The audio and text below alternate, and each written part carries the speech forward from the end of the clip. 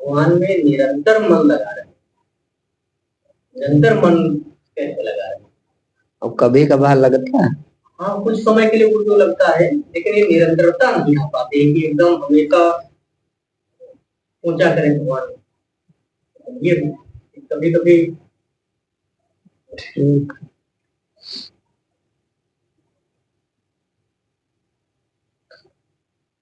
देखो जो प्रश्न है नरेंद्र, तो चिंतन हम उसी का करते हैं जो हमारे जीवन में आवश्यक होता है, ये नियम है। तो संसार का चिंतन ज्यादातर चलता है, यही तो प्रश्न है आपका। तो संसार का चिंतन चलना स्वाभाविक है, और परमात्मा का चिंतन न होना यह भी स्वाभाविक ही है। ये दोनों स्वाभाविक, क्योंकि हमारी दृष्टि में संसार आवश्यक नहीं है। जो आदमी संसार में है, जो का है सभी संसार में है, तो संसार में होने के नाते और अपने को शरीर मानने के नाते ये हम कहते हैं, बहुत समय बाद हम ये कह रहे हैं। बहुत समय से तात्पर्य है कि बहुत भजन किया, बहुत कुछ जाना, तब ये बात कह रहे हैं। नहीं, सामान्य स्थिति तो यही है कि हर आदमी अपने को शरीर मानता है, और शरीर के लिए संसार बहुत आवश्यक है। शरीर की जरूरतें संसार से पूरी होती हैं, तो निरंतर संसार का चिंतन ये स्वभाव है। और निरंतर परमात्मा का चिंतन हो, इसके लिए आपको पहले हृदय परिवर्तन करना पड़ेगा। पहले विचार परिवर्तित करने पड़ेंगे, पहले अपनी मान्यताएं बदलनी पड़ेंगी। हाँ, ये कठिन काम है। प्रश्न तो बहुत अच्छा है, लेकिन ये कोई प्रश्न इसलिए हम नहीं कहेंगे क्योंकि ऐसे संसार है। भाई आप कोई अकेले नहीं हो, ऐसा ही संसार है। हर आदमी सुबह उठने के बाद शाम तक बस संसार की चिंता करता है, किस तरीके से संसाधन खूब हमारे पास हो जाए, यही सोच रहती है ना। अच्छे से अच्छे खूब कपड़े हो जाए, बहुत अच्छा घर हो जाए, कई घर हो जाए, खूब रुपया हो जाए, कभी कोई कमी ना रहे। अगर कोई शत्रुता है वो ना रहे, बीमारी ना रहे, तो कुल मिला करके अपने को सुखी, सुरक्षित, निश्चिंत और निर्भीक बनाने का प्रयास रहता है ना। हम सुखी होना चाहते हैं और निश्चिंत रहना चाहते हैं और निर्भीक रहना चाहते हैं। तो जो स्वभाव है, ये भाव, सुखी रहना, निश्चिंत रहना, निर्भीक रहना, ये जीव का स्वभाव है। शरीर तो जड़ है, तो कुछ जानता नहीं, तो शरीर का जाने। तो ये भाव कहाँ उठते हैं? मन में उठते हैं। मन कहो चाहे जीव कहो, ये जीव, मन, चित्त, बुद्धि, अहंकार, संवेदना, स्फुरण, ये सब एक ही चीज के नाम है, परमात्मा से उठी वृत्ति थे। जब जैसा कार्य हुआ वैसा नाम पड़ गया, कार्य से नाम पड़ा। जैसे एक ही व्यक्ति, ये चर्चा थोड़ा बदल रही है लेकिन बता दें, जैसे एक ही व्यक्ति आप ही किसी के लिए पिता हो, किसी के लिए भाई हो, किसी के लिए मामा भी हो सकते हो, किसी के लिए फूफा भी हो सकते हो, किसी के लिए मित्र भी हो सकते हो, किसी के लिए शत्रु भी हो सकते हो। तो ये एक ही व्यक्ति इतनी उपाधियां कैसे ग्रहण करता है? पृथक पृथक कार्य से, है ना। बस इसी तरह एक ही संवेदना जो है, साधारण सोते जीव कहा जाता है, और संसार के सब विचार करता है, संसार की चीजें चाहता है, इसलिए मन कहा जाता है।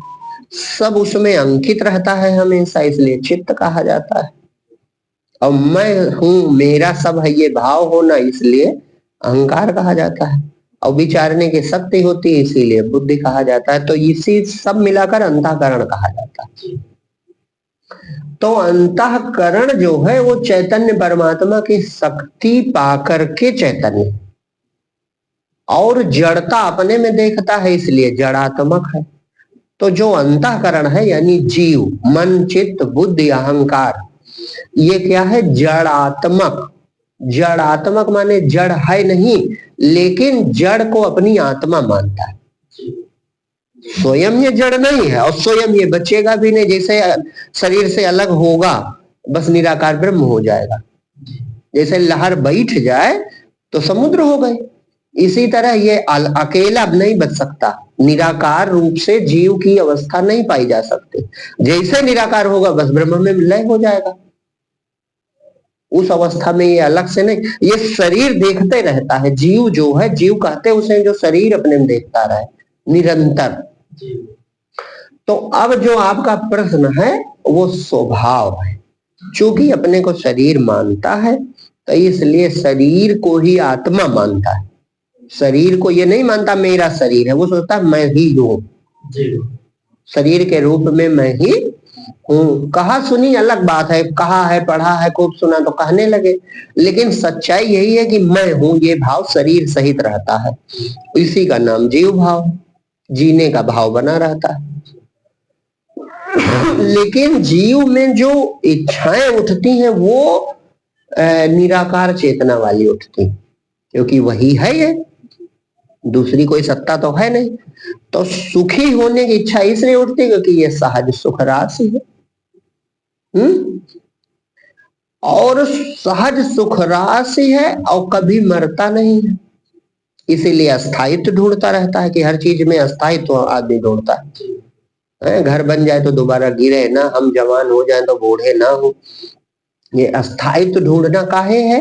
क्योंकि इसका कभी नाश नहीं होता, तो अपना स्वभाव खोजता है। और फिर मान्यता उसकी बन गई कि शरीर जब हम हैं तो शरीर की जरूरतें कभी इसमें कोई कमी ना आने पाए, तभी तो हम निश्चिंत निर्भीक रहेंगे। कोई चिंता ना रहे, खूब है हमारे पास, कोई भय नहीं है, खूब है हमारे पास, यही तो चाहते हैं। तो ये स्वभाव है परमात्मा का, ये स्वभाव है निराकार। जब जीव हो जाए परमात्मा रूप अपना जाने, चेतना का ये स्वभाव है, तो वही वो ढूंढ रहा, लेकिन ढूंढ दुनिया में रहा। तो जब दुनिया में ढूंढ रहा है तो दुनिया का चिंतन 24 घंटे चलता है, काहे न चले भाई? ये स्वभाव है, सहज बात है, ये इसमें कोई बड़ी बनावट की बात नहीं है, ये सबके अंदर होता है। तो वो संसाधन बढ़ाने का ही नित्य निरंतर प्रयास करता है। जबकि चाहता है शांति और इसमें होती है अशांति, चाहता है चैन इसमें होती है बेचैनी, चाहता है आराम इसमें है परिश्रम, चाहता है सुख इसमें मिलता है दुख, लेकिन फिर भी करता है। काहे? वो भविष्य पे अपने को प्रक्षेपित करे है कि जब ऐसा हो जाएगा तो आराम से रहेगा। आराम भविष्य में देखता है, और इस समय क्या कहता है? आराम हराम है। रातों दिन हमें काम करना है, काम करके बहुत बड़ा आदमी बन जाना है। क्यों? क्योंकि आराम हराम है। और ये होश नहीं है कि लघु जीवन संबत पंचदशा है। जब शक्ति क्षरण होने लगेगी, वृद्धावस्था आ जाएगी, तो जो एकत्र करोगे उसे भोग भी नहीं पाओगे। बहुत बड़ी चूक हो जाएगी।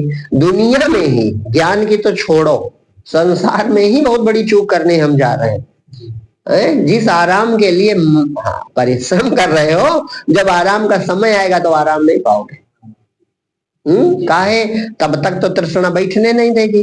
जब बैठक गई नहीं तो बैठाने हुए गए। एक देहाती नहीं, बैठाने हो गए। मन तात्पर्य कि जब कर्म इंद्रियां और ज्ञान इंद्रियां बेकार होने लगे, आप क्या करें? अब करें तो क्या करें? चल नहीं पाते, जे देर तक बैठ नहीं पाते, आंखें धुंधला देखती हैं, कान ठीक से नहीं सुनते हैं, दांत गिर गए। तो जब जर्जरता आने लगी, चाहते नहीं थे जर्जरता, लेकिन हम जर्जर होते भी नहीं है, शरीर जर्जर होने लगा।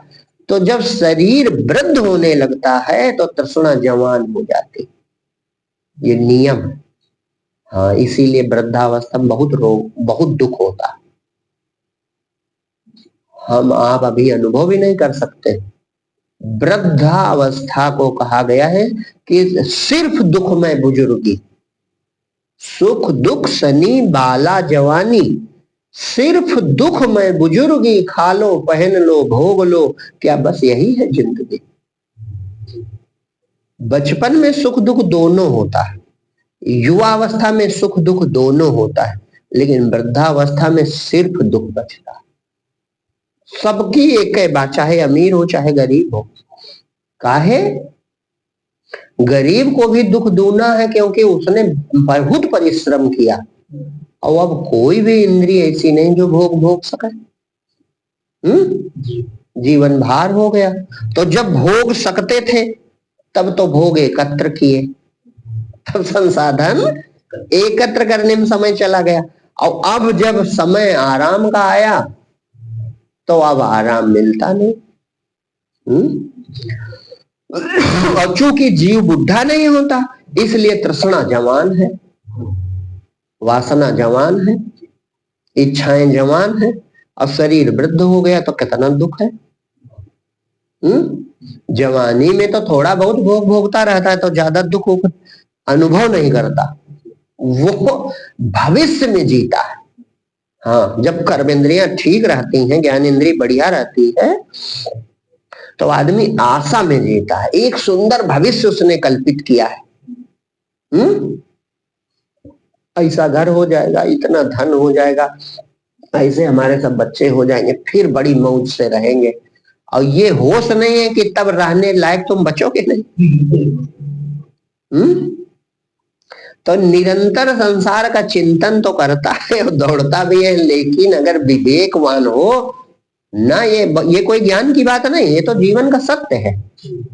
जो हम कह रहे हैं ये कोई बड़े ऐसा नहीं वेदांत सुना रहे, ये जीवन का ही सत्य है। अगर हम जीवन के सत्य को स्वीकार करें तब भी यही है कि हमें संयम में ही रहना चाहिए। युक्त आहार विहारस्य युक्त चेष्टस्य कर्मसु युक्त स्वप्नावबोधस्य, ये होना चाहिए। और ज्ञान की बात यह है कि संसार का चिंतन तब बदलाव होगा, संसार की चीजें तब नहीं चाहोगे जब निर्णय कर लोगे कि परमात्मा ही सार है, हमारी चैतन्यता ही सार है, और उसे प्राप्त करके ही हमारी सब इच्छाएं पूरी होंगी। हाँ, स्वरूप प्राप्त हो जाएगा, बस स्वभाव मिल गया। स्वरूप स्वभाव एक ही चीज है, स्वभाव माने अपना होनापन, है ना।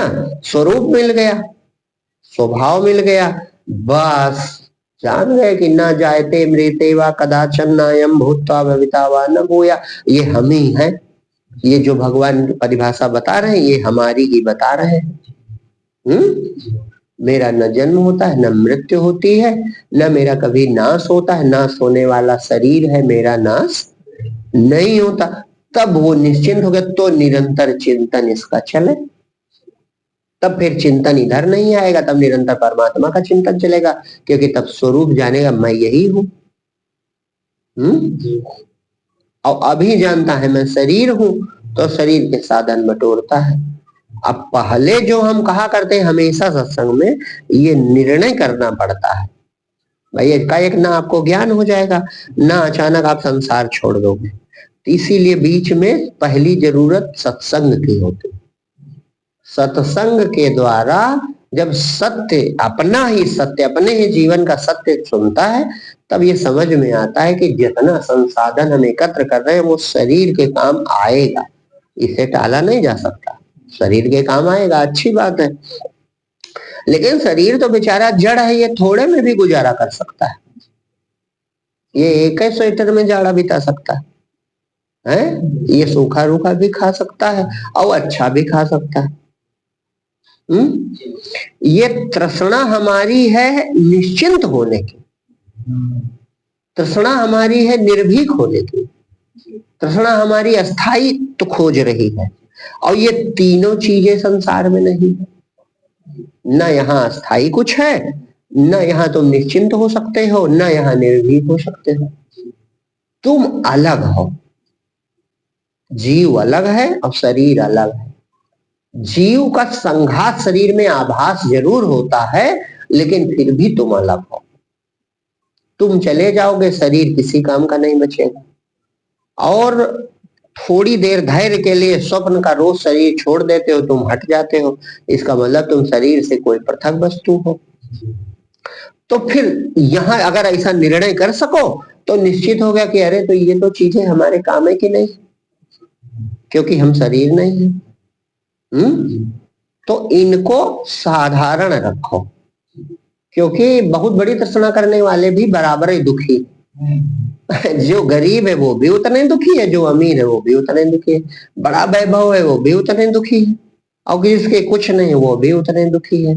सुखी कौन है? जिसे कुछ न चाहिए।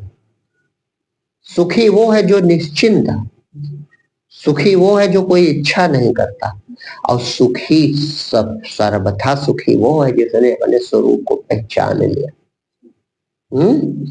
तो पहले निर्णय आ जाए, निश्चय किया सार आसार, हरदम वृत्ति रहे एक तार, तन मन प्राण भजन मां गली गए, मिल गए घर आवे फंसे। तो निश्चय तो करो पहले सार आसार का, कि ये आसार है, इसमें सार मैं हूं, मेरे होने से शरीर जीवित है और मेरे होने से ही सब चीजों की जरूरत है, अन्यथा तो शरीर तो तुरंत इसमें विकार पैदा हो जाता है, सड़ने लगता है, प्रकृति अपने मिलाना आरंभ कर देती है। जैसे जीवात्मा निकला तब प्रकृति अपने मिलाने कार्य शुरू कर देती है, शरीर फूलने और सड़ने लगता है, बदबू आने लगती है, और कुछ ना किया जाए थोड़े दिनों में ये जो है नाम की विघटन जो कहा जाता है, कीड़े पड़ जाएंगे, नष्ट हो जाएगा, 5 तत्व में मिल जाएगा। तो सार तो तुम हो, और तुम्हारे ये कुछ नहीं काम आएगा। हाँ, अब हम मोटरसाइकिल से चलते हैं या कार से चलते हैं तो साधन है, तो उसकी सुरक्षा और उसके उसमें पेट्रोल डालना ये हमारी जिम्मेदारी है ना। लेकिन इज्जत उसको साधने भर दी जाए। भाई साधन है तो साधन की तरह उसे रखो। इसी तरह ये शरीर साधन है, साधन धाम मोक्ष कर द्वारा, पाए न जे परलोक सवारा।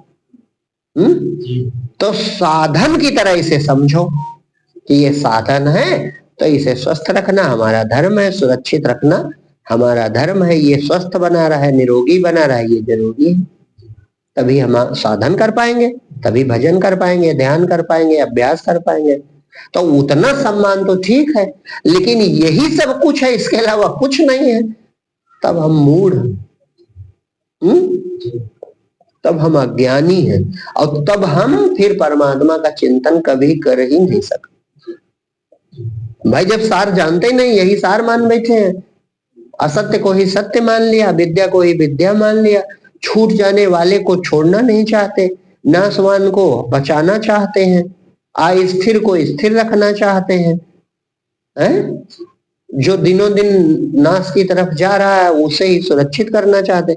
तो जब ऐसा अज्ञान हमें चढ़ा है तो भाई संसारे विचारोगे और संसार पाओगे, संसारे का चिंतन करोगे, है ना।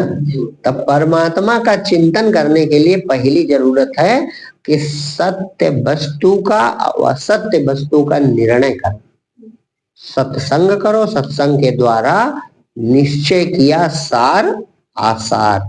सार क्या है, आसार क्या है, रहने वाला क्या है, छूट जाने वाला क्या है, विद्या क्या है, अविद्या क्या है, सत्य क्या है, मिथ्या क्या है, ये निश्चय किया तो पता चला नहीं, हम सत्य हैं और शरीर मिथ्या है, हम रहने वाले हैं, शरीर मिट जाने वाला है, हम चैतन्य हैं, शरीर जड़ है। तब अपने प्राप्ति की, चूंकि हम स्वयं को हमेशा प्राप्त हैं लेकिन जानते नहीं हैं, तब उसे जानने की साधना शुरू होगी।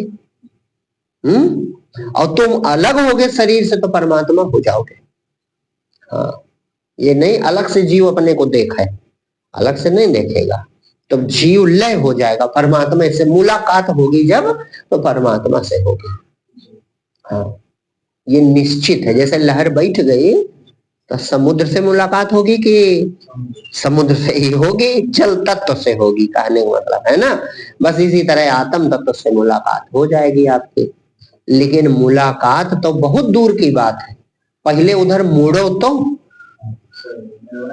निर्णय हो जाए। बस तो आपका उत्तर यही है कि निर्णय करते ही भगवान का चिंतन आरंभ हो जाएगा कि नहीं, जब यही सार है और हम इसके बिना रह सकते हैं, वहां हम अजर अमर अविनाशी हैं, सहज सुख राशि हैं, हमें किसी की जरूरत नहीं बचेगी, स्वाधीन हो जाएंगे, स्वतंत्र हो जाएंगे, मुक्त हो जाएंगे, पराधीनता, गुलामी, परिश्रम, मजदूरी सब छूट जाएगी, विश्राम, आनंद, शांति ये प्राप्त हो जाएगी, चैन मिल जाएगा, आराम मिल जाएगा।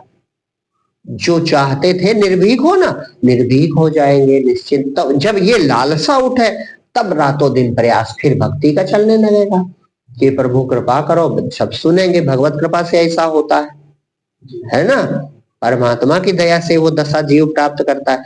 तो रातों दिन भगवान से प्रार्थना करेंगे, संतों से गुरुओं से पूछ के अभ्यास करेंगे, जो सुनेंगे उसमें निरंतर दृढ़ निष्ठा के द्वारा अभ्यास में लगेंगे तो चिंतन इसका चलना लगेगा। तो जीव तो स्वाभाविक ही रहेगा ना। अब उसको अभी अज्ञान के कारण शरीर मैं हूं ऐसा भाव बना है, इसीलिए संसार का चिंतन कर रहा है। और जैसे ही ये निर्णय आ जाएगा बस अपने स्वरूप का चिंतन करने लगेगा।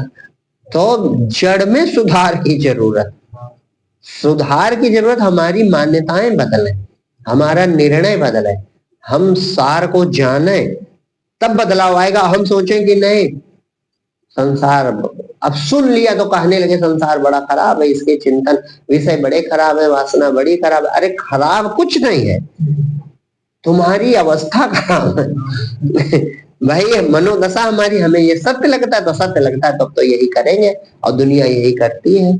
और इसी की अभी हम भी चर्चा करें, देखो कितना सुने लोग, देखो ना, झूठ लोग, झूठ कहाई जो सहित ढिठाई, कलयुग हरिश्चंद्र सो भाई। हो रहा कि नहीं हो रहा?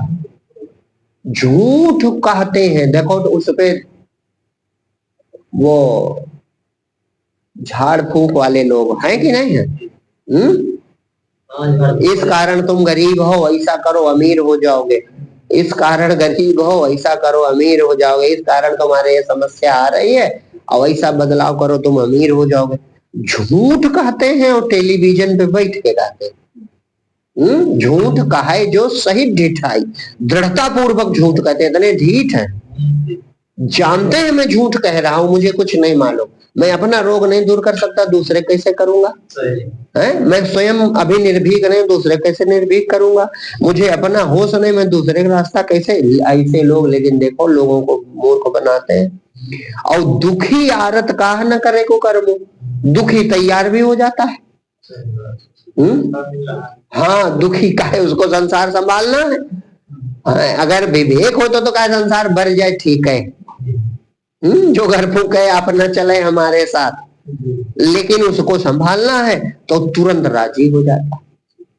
और मन का स्वभाव देखो, कोई अच्छा बतावे तुम्हारे बारे में, कोई आवे भविष्य बताने वाला या वैसे किसी से पूछो और भविष्य अच्छा बतावे तो तुम नहीं मानोगे, ये मन का स्वभाव है। और कोई गलत बता दे कि ये अनिष्ट होने वाला है, ये बिगड़ने वाला, तुरंत मान जाओगे। पता नहीं कहा मन का नकार की तरफ इतना ज्यादा लगाव है कि नकारात्मक चीज तुरंत पकड़ लेता है।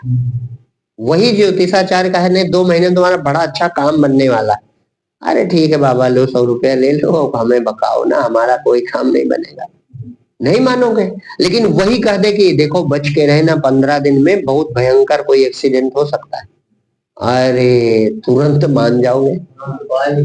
उपाय भी पूछोगे कैसे बच जाए, होगा कि नहीं होगा? तो संसार की चर्चा हमें अच्छी लगती है क्योंकि हम संसार को सत्य मानते हैं, इसकी चाहे जितनी चर्चा की जाए बड़े रस से आदमी सुनता है और इसी में लगा रहता है।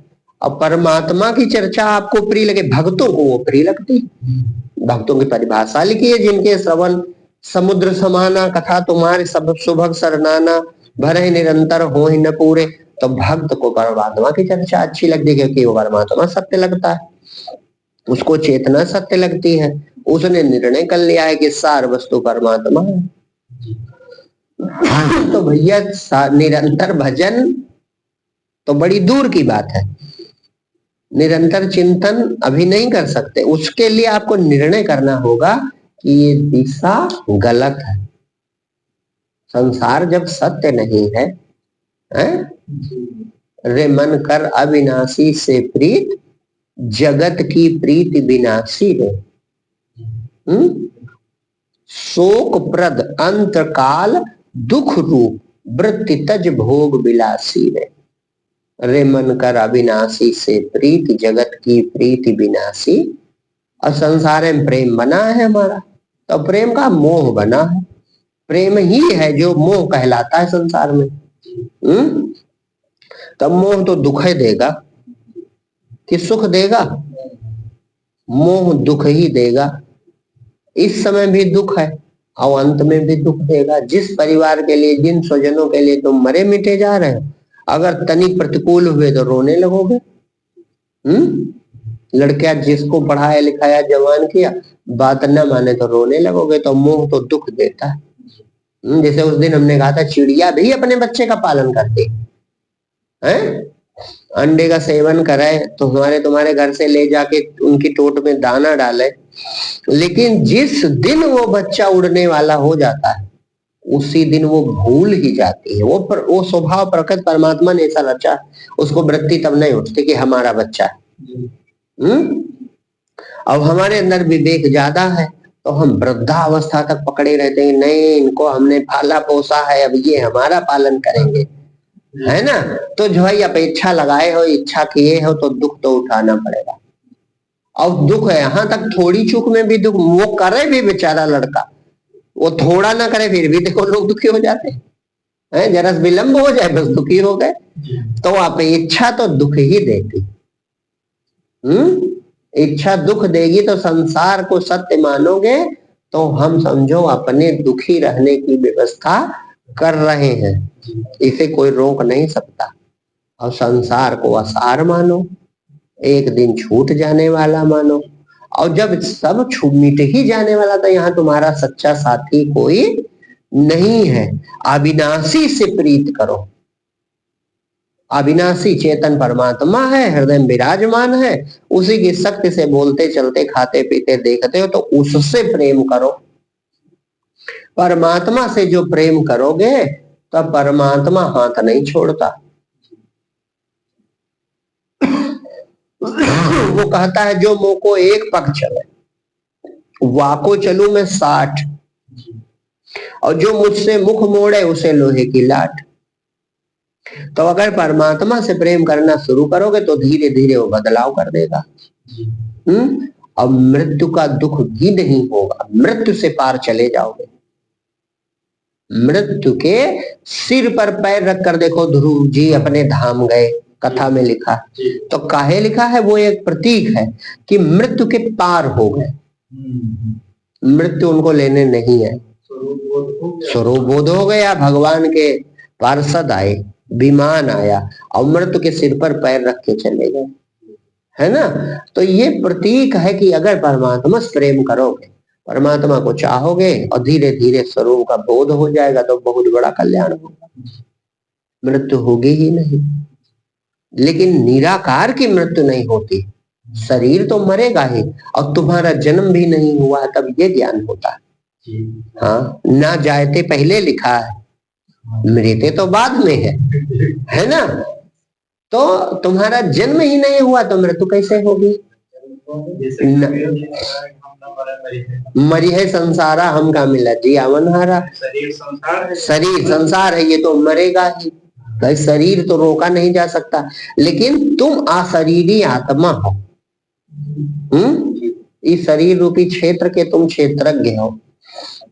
तो अगर उसको पहचान लो तो वो एक ही है, बस यही तो चक्कर। वहां पे एक बचता है, अलग से तुम थोड़े बचोगे।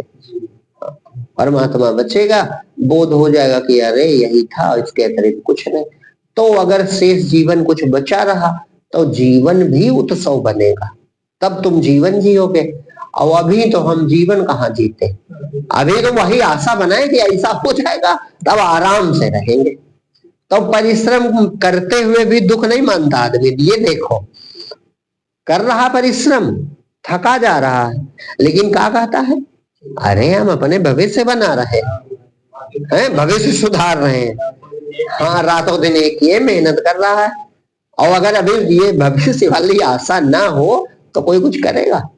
तब मौज से रहेगा। हाँ, आवश्यक कर्म करेगा, जो सहज है वो करेगा, लेकिन ऐसे कोल्हुक बैल की तरह बिल्कुल रातों दिन चल रहा है आदमी है, लगी आगे बढ़ने की होड़, त्रसित तू रहा रात दिन दौड़, छोड़ यह झूठी आशा छोड़, नहीं तो मोड़ बुढ़ापा पाए सिर्फ पछताने वाला है।